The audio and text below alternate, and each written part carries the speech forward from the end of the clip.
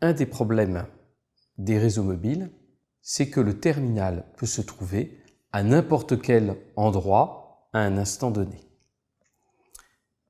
Comment être capable de joindre le terminal, de lui envoyer un paquet là où il se trouve, à tout moment, sans que ce terminal ne consomme trop d'énergie en échangeant fréquemment des messages?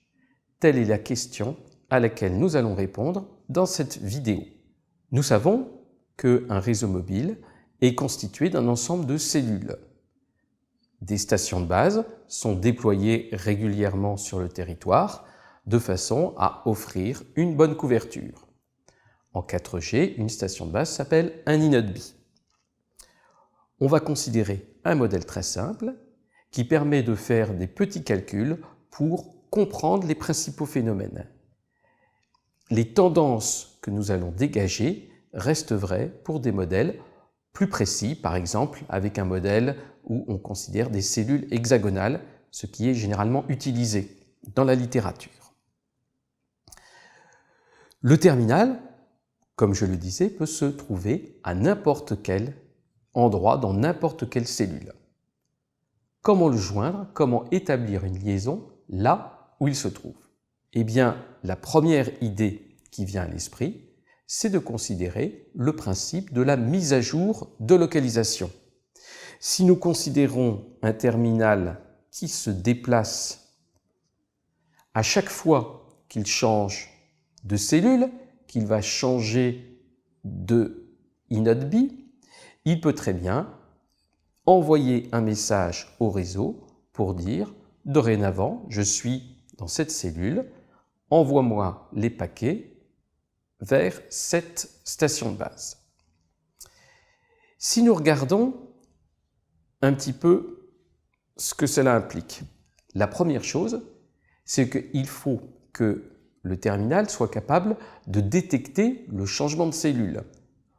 Pour ce faire, nous avons le concept de voie balise. Qu'est-ce que c'est qu'une voie balise? Eh bien, c'est le fait que chaque iNodeB diffuse régulièrement son identité sur une fréquence du réseau, typiquement tous les 1 à 5 secondes. On va avoir, par exemple ici, la station de base B1, l'INodeB B1, qui va diffuser son identité B1, B2 pour l'autre iNodeB et B3. De cette façon, un mobile qui passe d'une cellule à l'autre, il a juste besoin d'écouter les voies balises. Quand il voit qu'il détecte mieux un message comportant B2 et non plus B1, ça veut dire qu'il a changé de cellule. Si nous regardons maintenant combien de mises à jour de localisation sont faites sur un cas simple. Nous savons que dans les zones urbaines, l'opérateur déploie un grand nombre de stations de base au kilomètre carré, ce qui veut dire que la cellule est petite. Nous pouvons par exemple supposer que dans une zone très dense, une cellule fait 600 mètres de diamètre. Si nous prenons un terminal, un piéton qui se déplace à 3,6 km/h, cela revient à une vitesse de 1 mètre seconde. Cela veut dire que la distance de 600 mètres, il va la parcourir en 600 secondes. Maintenant, nous pouvons considérer quelqu'un qui est dans sa voiture. À ce moment-là, la vitesse va être plutôt de 36 km/h, ce qui revient à 10 mètres secondes.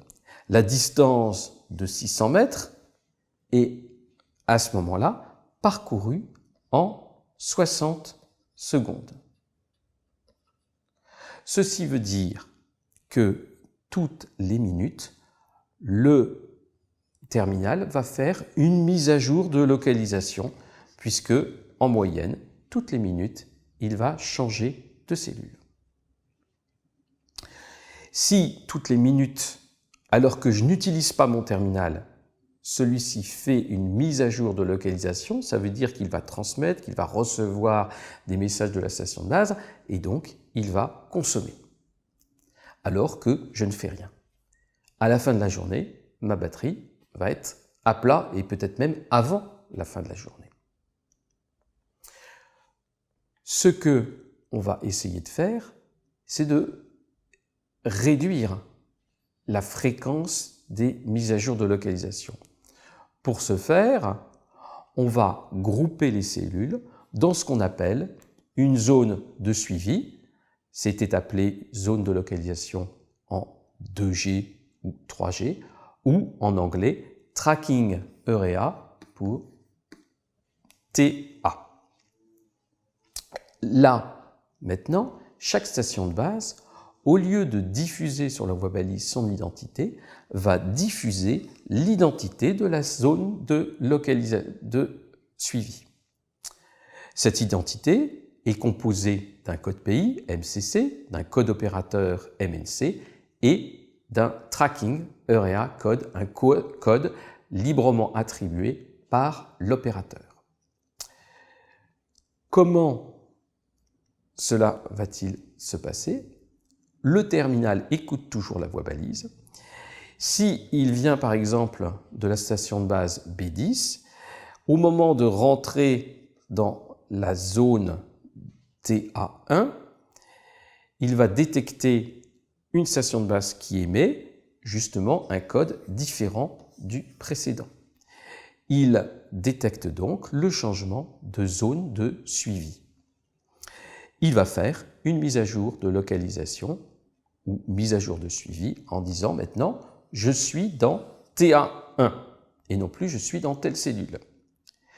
Ceci permet de faire en sorte que lorsque le mobile se déplace et passe dans une cellule différente, eh bien, il ne fait rien. Il n'échange aucun message de signalisation. Ensuite, il peut se balader dans toute la zone de suivi. C'est exactement la même chose. Il ne se passe rien. Tant que le mobile n'a pas franchi la frontière de la zone de suivi, il ne fait aucune mise à jour de localisation. Regardons ce que ça nous permet d'avoir. Nous n'avons plus des zones qui font 600 mètres de côté, nous avons maintenant des zones qui font 1800 mètres. Cela signifie que si nous prenons des terminaux qui se déplacent en ligne droite,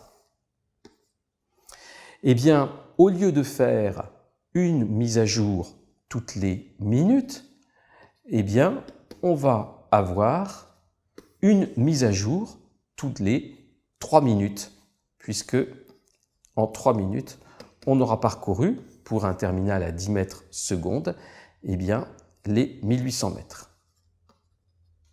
Nous avons donc divisé par 3 le nombre moyen de mises à jour de localisation qui sont effectuées. On voit bien que, du coup, le réseau ne sait plus à tout moment dans quelle cellule se trouve le terminal. Il sait seulement dans quelle zone de suivi. Cela veut dire que s'il y a eu une mise à jour à un instant donné, peut-être qu'au moment où on veut joindre le terminal, il est dans une autre cellule. Cela veut dire que lorsqu'on tente de joindre le terminal, il faut diffuser son identité sur toutes les cellules de la zone de suivi. Ici, on voit qu'on a donc multiplié par 9 le nombre de messages qui sont envoyés pour essayer de joindre un terminal. Ce principe de diffusion d'un même message sur plusieurs cellules s'appelle le paging. Le paging consiste à diffuser l'identité, le TMSI, Temporary Mobile Subscriber Identity, qui a été vu en semaine 2, sur toutes les cellules de la zone de tracking ou de suivi. En conclusion, une zone de suivi ou tracking area regroupe plusieurs cellules. Plus la zone est grande, moins on va avoir de mise à jour de localisation à faire. Mais en revanche, plus on va avoir de messages de paging à envoyer. En première approximation, on peut considérer qu'une zone de suivi à n cellules permet de diviser le nombre de mises à jour faites par unité de temps par racine de n. Nous l'avons vu sur un petit exemple, avec des zones de suivi composées de 9 cellules, nous avons eu une division par 3 du nombre de mises à jour de localisation.